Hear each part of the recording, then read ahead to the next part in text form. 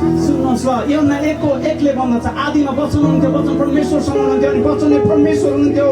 सबै थोक उहाँद्वारा बनिएका, कुनै पनि थोक उहाँ बिना बनिएनन्। उहाँमा जीवन थियो र त्यो जीवन मानिसहरूको लागि ज्योति थियो भन्दै गर्दा अनि यही वचन यूहन्ना 1:14 अनुसार देहलाई धारण गर्नुभयो। अर्को शब्दमा येशू ख्रीष्ट परमेश्वर हुनुहुन्थ्यो।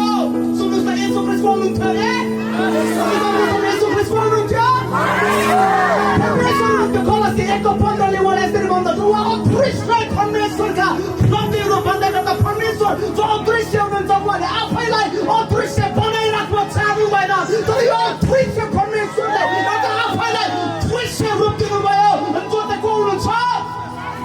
को हुनुहुन्छ? येशू ख्रीष्ट को हुनुहुन्छ?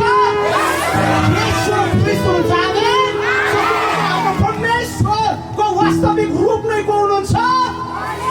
को हुनुहुन्छ?